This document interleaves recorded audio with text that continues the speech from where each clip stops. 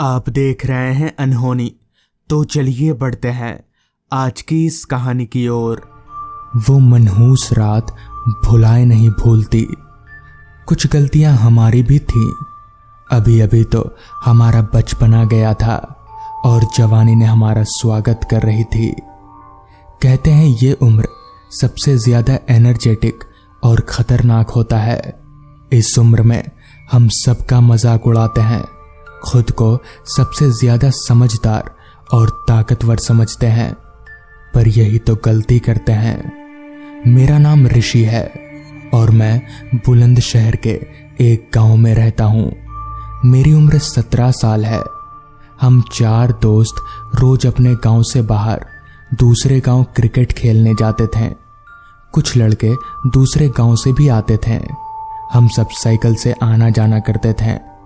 मुझे आज भी याद है, हमारे गांव और दूसरे गांव के बीच ही उस पतली सड़क के बराबर से ही लगा हुआ वो इमली तालाब था। उस तालाब के किनारे बहुत से इमली के पेड़ थे, शायद इसलिए उसका नाम इमली तालाब था। गांव के लोगों का कहना था कि यहाँ कई लोगों ने या तो डूबकर या इन पेड़ों पर फांसी लगा के आत्महत्या की है। ये तालाब मनहूस है। शाम को अंधेरा होने के बाद यहाँ कोई जाना पसंद नहीं करता। कोई जाए भी कैसे, एकदम सुनसान जगह में जो था। उस दिन हम क्रिकेट खेलकर 6 बजे फ्री हो गए थे। हम और उस दिन क्रिकेट खेलने में हमने 50 रुपए भी जीते थे। मेरे दोस्त संदीप और विजय तो अपनी साइकिल लेकर घर चले गए, पर मेरे और एक दोस्त सोनू के दिमाग में कुछ अलग खिचड़ी पक रही थी। तभी सोनू ने कहा, भाई आज 50 रुपए मैच में जीते हैं तो आज कुछ तूफानी करते हैं। तो इस पर मैंने कहा, अबे बकलोल, क्या तूफानी करेगा रे? तो इस पर सोनू बोला, आज सिगरेट पीते हैं, साला मजा आ जाएगा। तो इस पर मैंने कहा, अगर पकड़े गए ना बेटा तो मजा सजा बन जाएगी, एक बार फिर से सोच ले। तो इस पर सोनू बोला, अरे यार इतना डरेंगे तो जिएंगे कैसे, हम बच्चे थोड़ी हैं। फिर भी अगर तुमको डर लगता है तो कि कोई देख ना ले तो हम इधर इमली तालाब के किनारे सिगरेट पी लेंगे, इधर तो कोई नहीं ना आएगा, अब खुश। तो इस पर मैंने कहा, पागल तो नहीं हो गए हो, सिगरेट पीने के चक्कर में वो मनहूस तालाब के पास जाओगे? तो इस पर सोनू ने हंसते हुए कहा, क्या बच्चों वाली बातें कर रहे हो ऋषि, ये सब कहानियां बच्चों को बनाई जाती है, भूत वूत कुछ नहीं होता, नाम ऋषि है और भूतों से डरते हो। मैं भी उसके साथ जाने को तैयार हो गया। क्या करता, हमारा पहली बार था, इसलिए 2 सिगरेट खरीदे और पहुंच गए उस इमली तालाब के पास। 7 बजने वाले थे, अंधेरा होने लगा था, झिंगुरों की आवाज शुरू हो गई थी। वहां पहुंचने के बाद चांद नहीं दिखा तो एहसास हुआ कि आज अमावस्या है। मेरी तो बैंड बजी पड़ी थी, पर जवानी का जोश था, हिम्मत दिखानी थी, तो मैं भी उसके साथ अपना डर छिपाए चला गया। दोनों ने सिगरेट जलाई और पीने लगे। वहीं तालाब के किनारे बैठ गए थे हम। तभी तालाब में हमने कुछ तैरता देखा। शायद कागज के दोने में कोई दिया जलाकर पानी में छोड़ गया था। थोड़ी देर उसे देखते रहने के बाद मुझे अचानक से आभास हुआ कि इस तालाब पर तो कोई नहीं आता, वो भी रात को, तो फिर ये कौन करेगा? मैंने डरते हुए सोनू से कहा, सोनू देख मेरे भाई, घर चलते हैं, जितनी सिगरेट पी ली बहुत है। तो इस पर सोनू बोला, अरे ऋषि तू डर क्यों रहा है? तो इस पर मैंने कहा, अरे तालाब में वो देख दिया। सोनू ने दिए को देखा, फिर हंसते हुए बोला, अब तू देख उस दिए को, देख क्या होता है। ये कहकर सोनू ने एक पत्थर उठाया और उसने उस दिए को निशाना लगाकर मारा। मैं चिल्ला कर उसे मना कर रहा था, पर वो नहीं माना। पत्थर जैसे ही उस दिए पर लगा, चमगादड़ों की आवाज गूंजने लगी। चमगादड़ पूरे तालाब के ऊपर मंडराने लगे। वो दिया या तो बुझ गया या फिर पता नहीं कहीं गायब हो गया था। तभी कुत्तों के रोने की आवाजें आने लगी, हवाएं तेज हो गईं। ये सब क्या हो रहा था? अब तो सोनू भी डर गया था। हम दोनों डर के मारे खड़े हुए और वहां से भागने लगे। तभी सोनू की तेज चीखने की आवाज आई। मैं अब तक भाग ही रहा था, पर सोनू के चीखने की आवाज से मैं पीछे मुड़ा। कोई अदृश्य शक्ति सोनू के पैरों को पकड़कर घसीटती हुई तालाब में ले जा रही थी। मैं चिल्लाता रहा कि उसे छोड़ दो, पर वह अदृश्य शक्ति सोनू को तालाब के अंदर ले गई। मैं रोता बिलखता रहा, पर कोई फायदा नहीं हुआ। 15 मिनट बाद मैंने सोचा मैं घर जाकर सबको सब कुछ सच बता दूंगा। मैं घर की तरफ कदम बढ़ाया ही था कि तभी सोनू ने पीछे से रोते हुए मुझे आवाज दिया, ऋषि भाई मुझे ले चल। मैं उसे अपने साथ घर ले आया। मैं अंधेरे में उसकी हालत देख नहीं सका, पर वो कीचड़ में सना हुआ था। नाक और कान में कीचड़ भर चुका था। मैं भी उस वक्त क्या करता, फटाफट उसे घर ले गया।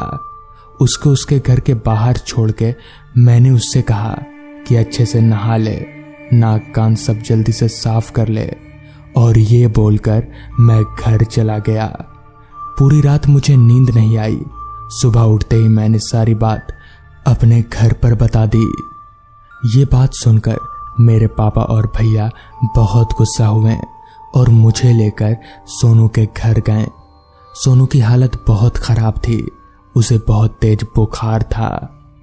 उस दिन के बाद से हम लोग कभी भी उस इमली तालाब के पास नहीं गए। तो दोस्तों, ये थी आज की कहानी। अगर आपको ये कहानी पसंद आई हो तो चैनल को ज़रूर सब्सक्राइब कर लें। तो मैं आपका दोस्त आर्यन जल्द ही मिलूंगा आपसे ऐसी ही दूसरी कहानी के साथ। मेरा नाम जगदीश है और पिछले 10 सालों से मैं ट्रक चलाने का काम कर रहा हूं।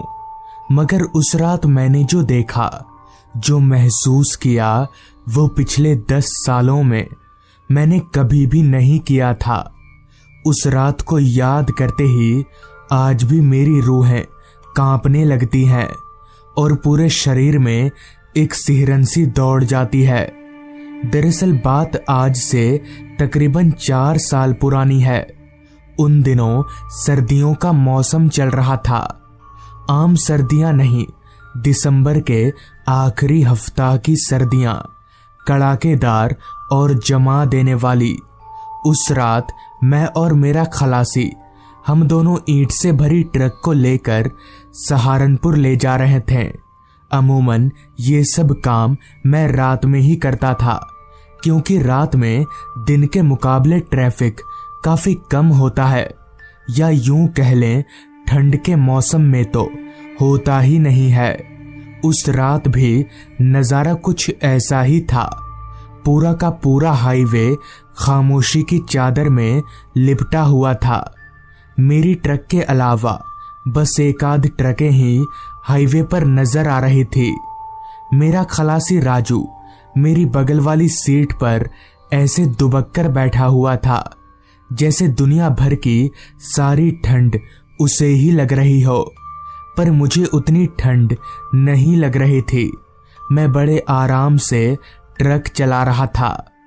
अभी मैं ट्रक चला ही रहा था कि तभी बगल वाली सीट पर बैठे खलासी राजू ने कहा, उस्ताद आज ठंड थोड़ी ज्यादा नहीं है?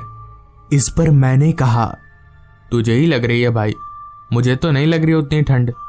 हालांकि मुझे ठंड नहीं लग रही थी, मगर रास्ते पर कोहरा इतना फैला हुआ था कि सामने का कुछ भी देख पाना मुमकिन नहीं था। बहुत मुश्किल हो रही थी देखने में। अभी मैं किसी तरह मुश्किल से हाईवे पर गाड़ी चला ही रहा था कि तभी राजू बोला, उस्ताद किसी ढाबे पर गाड़ी रोकना, जरा चाय वाय पीते हैं। इस पर मैंने बोला, अबे क्या यार, एक तो पहले ही देर हो रही है, ऊपर से ढाबे पर रुकवा रहा है तू। मेरी इस बात पर राजू ने कहा, क्या उस्ताद आप भी ना मालिक की बात पर आप इतना गौर क्यों करते हो? उसका तो काम है बोलना, वो तो बोलेगा, हम लोग अपने हिसाब से चलेंगे ना। बहसबाजी में ना कभी मैं राजू से जीता था और ना ही जीत पाऊंगा, जिस वजह से मुझे राजू की बात माननी ही पड़ी।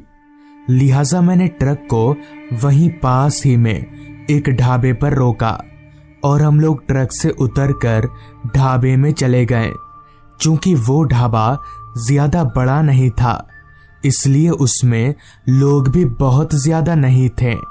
हमारे अलावा 1 या 2 लोग ही रहे होंगे। हम दोनों ने वहां पर कुछ देर भट्टी में आग का मजा लिया और चाय पीकर वहां से निकल ही रहे थे कि तभी उस ढाबे वाले ने कहा, कहाँ जाइएगा साहब आप? इस पर मैंने जवाब दिया, जी मैं तो ट्रक लेकर सहारनपुर जा रहा हूँ। इस पर उस ढाबे वाले ने कहा, इस वक्त आप उस रास्ते से सहारनपुर जाइएगा?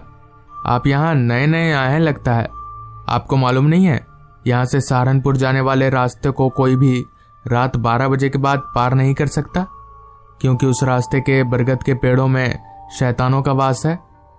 उस ढाबे वाले की बात सुनकर मुझे बहुत तेज हंसी आ रही थी।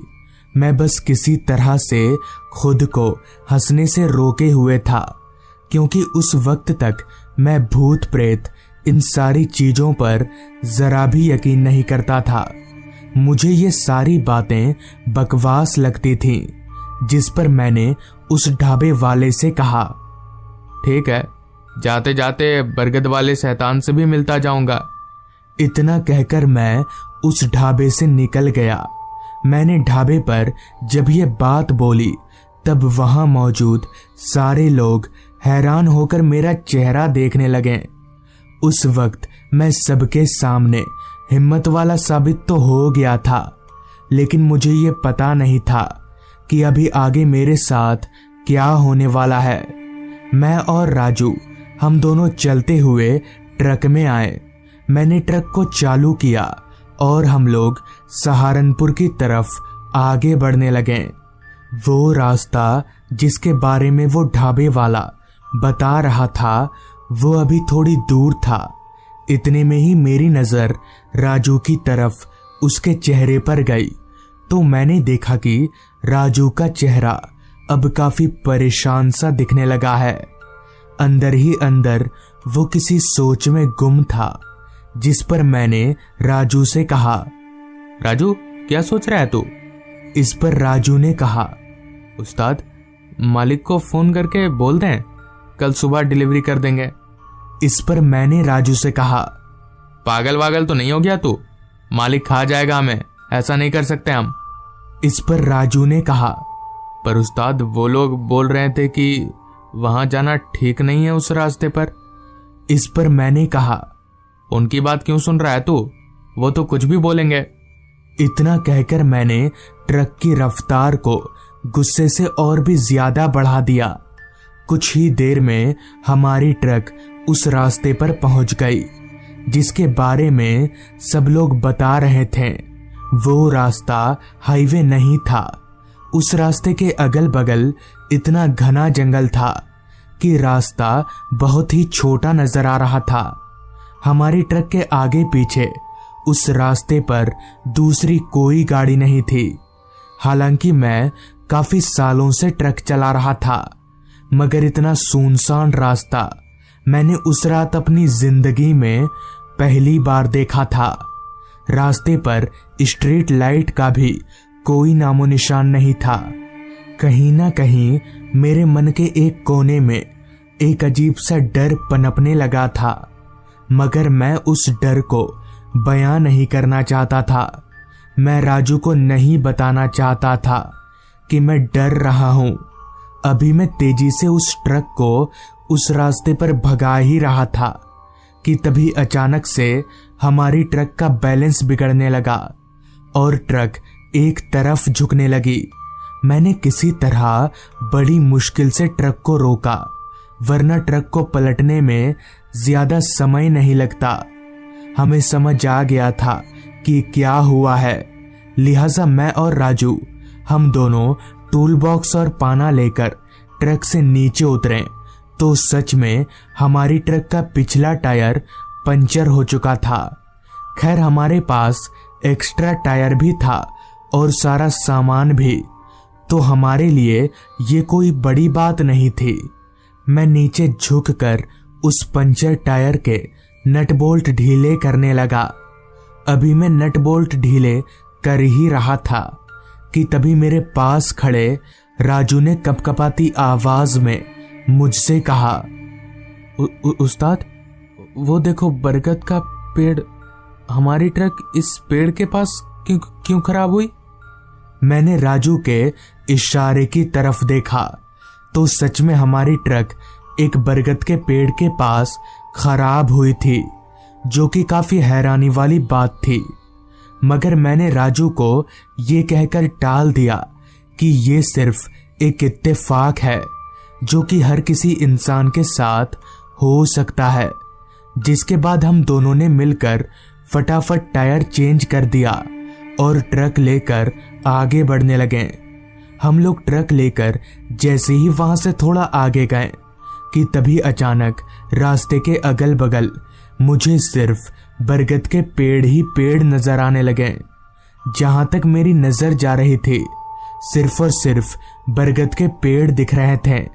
मुझे कुछ सूझ नहीं रहा था कि ये क्या हो रहा है।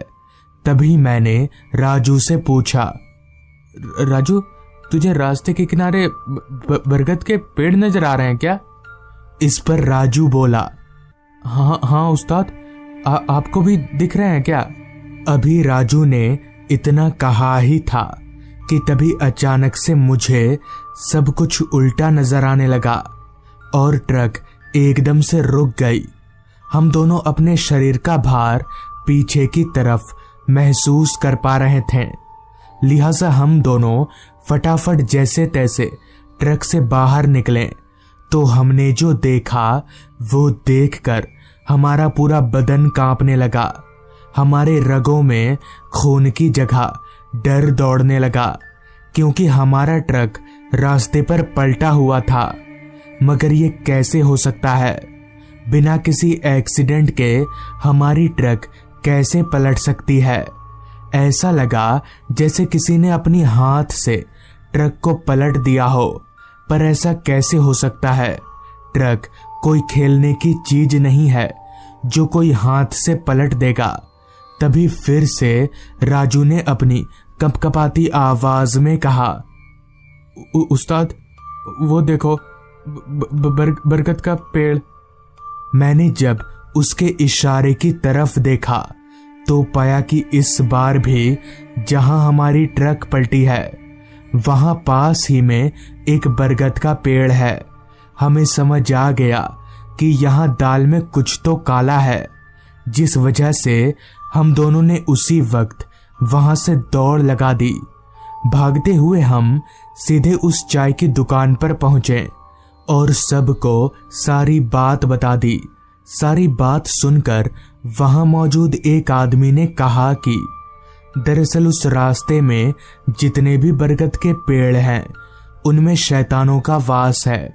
रात 12 बजे के बाद उन्हीं के बच्चे रास्ते पर खेलते हैं, इसलिए उस वक्त कोई भी गाड़ी उस रास्ते को पार नहीं कर सकती।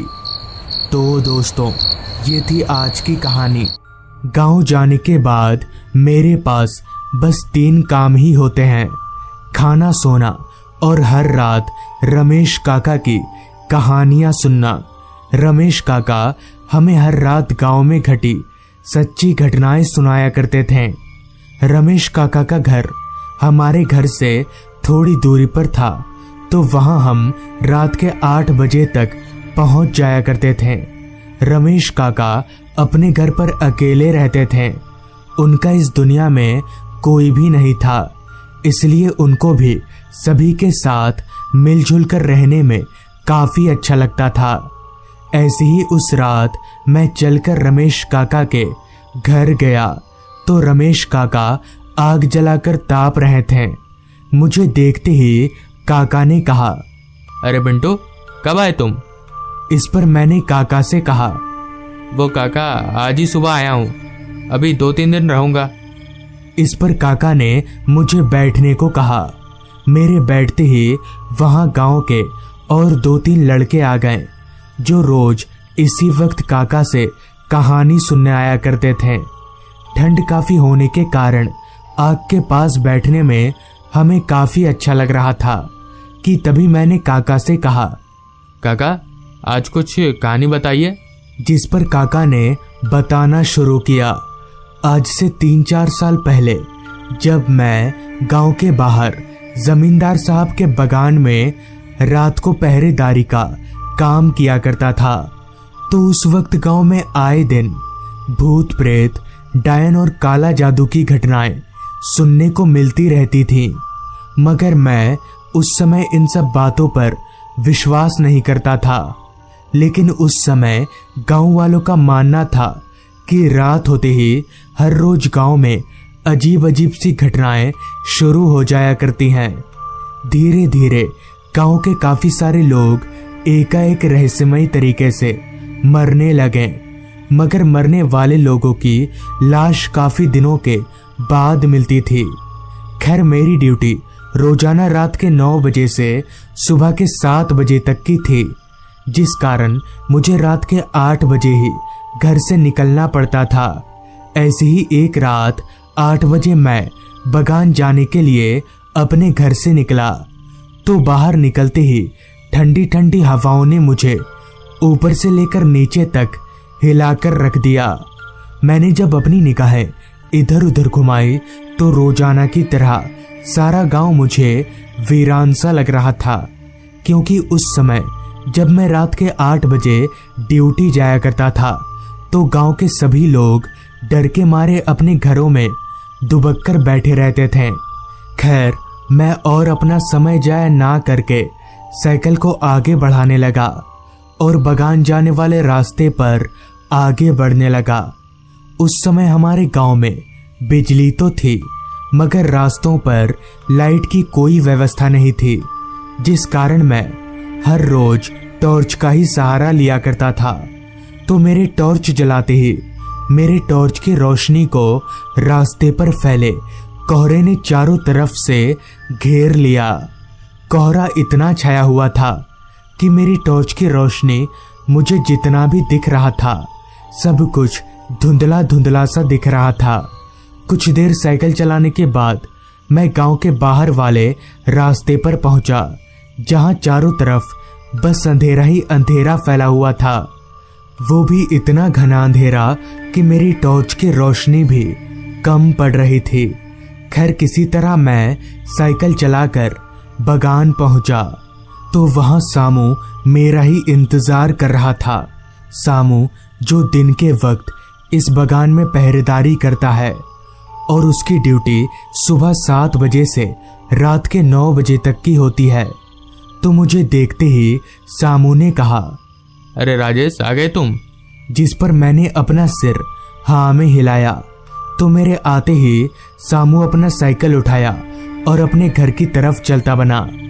अब उस पूरे बगान में मैं अकेला ही था, तो मैं सामू के जलाए गए आग के पास बैठकर बगान में इधर उधर अपनी नजरें दौड़ाने लगा। पूरा बगान अंधेरे और घने कोहरे में डूबा हुआ था। चारों तरफ बस सन्नाटा ही सन्नाटा था। बस बीच बीच में मुझे रात कीड़ों की आवाजें सुनाई पड़ रही थी। कुछ घंटे तो सब ठीक था, जिसके बाद बगान में मुझसे कुछ ही दूरी पर मुझे कुछ हलचल महसूस हुई। 1-2 बार तो मैंने उस हलचल को नजरअंदाज किया, मगर जब फिर भी वो हलचल नहीं रुकी तो मैं टॉर्च लेकर अपनी जगह से उठा और उस हलचल की तरफ आगे बढ़ने लगा।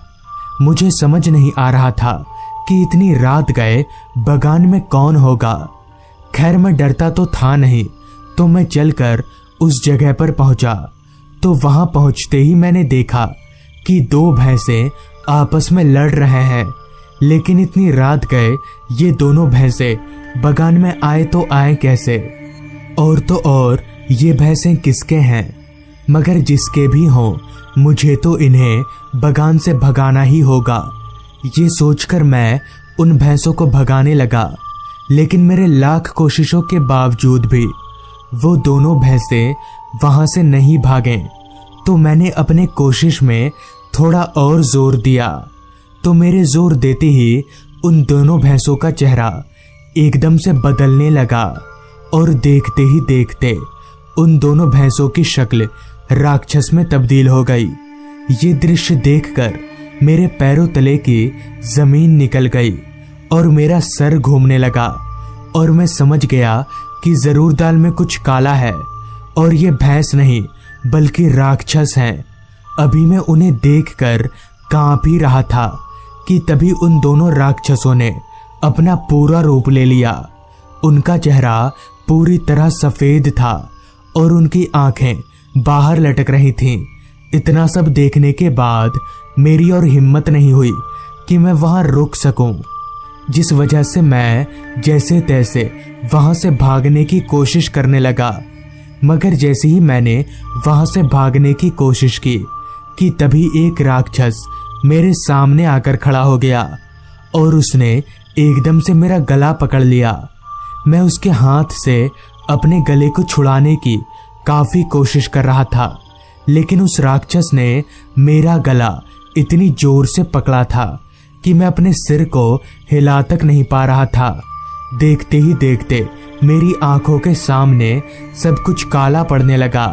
तो मैं समझ गया कि अब मैं नहीं बचूंगा और ये राक्षस मुझे मारकर खा जाएंगे कि तभी मैंने अपने हाथ में बंधी ताबीज को उस राक्षस पर सटाया। तो मेरे ताबीज सटाते ही उस राक्षस ने मेरा गला एकदम से छोड़ दिया और इसी का फायदा उठाकर मैंने वहां से दौड़ लगा दी और अपने पैरों को जमींदार साहब के घर पर ही रोका। तो इस तरह से उस रात मेरी जान बच गई। रमेश काका की बात खत्म होते ही मैंने जब अपनी निगाहें घड़ी की तरफ घुमाई तो वक्त हो रहा था रात के 10 बजे का। काफी रात हो जाने के कारण मैं रमेश काका को आता हूँ बोलकर घर की तरफ आगे बढ़ने लगा। तो पूरा रास्ता सुनसान और सन्नाटे में डूबा हुआ था। रास्ते पर चलते हुए मेरे दिमाग में बस बार बार रमेश काका के बताए गए बातें ही दौड़ रही थी कि तभी मुझे हल्का होने की जरूरत महसूस हुई। तो मैं रास्ते के किनारे झाड़ियों की तरफ हल्का होने चला गया। अभी मैं हल्का हो ही रहा था कि तभी अचानक मेरे बगल के पेड़ की डाली टूटने लगी। तो इस पर जब मैंने अपनी निगाहें उस पेड़ के ऊपर घुमाई तो इतने में ही मेरा पूरा शरीर पसीने से लथपथ हो गया और डर से मेरे दोनों पैर कंपकपाने लगे। दरअसल उस पेड़ पर एक भयानक सा दिखने वाला आदमी बैठा हुआ था, जिसके इतने लंबे पैर थे कि वो जमीन को स्पर्श कर रहे थे। ये देखकर मैं समझ गया कि ये कोई इंसान नहीं बल्कि भूत है, जिस कारण मैं वहां ना रुककर भागता हुआ घर चला आया। मगर घर आकर काफी दिनों तक मेरी तबीयत खराब रही। बाद में काफी झाड़ फूक करवाने के बाद मैं ठीक हुआ। तो दोस्तों, ये थी आज की कहानी। अगर आपको ये कहानी अच्छी लगी हो तो चैनल को जरूर सब्सक्राइब कर लें। तो मैं आपका दोस्त आर्यन जल्द ही मिलूंगा आपसे ऐसी ही एक कहानी के साथ।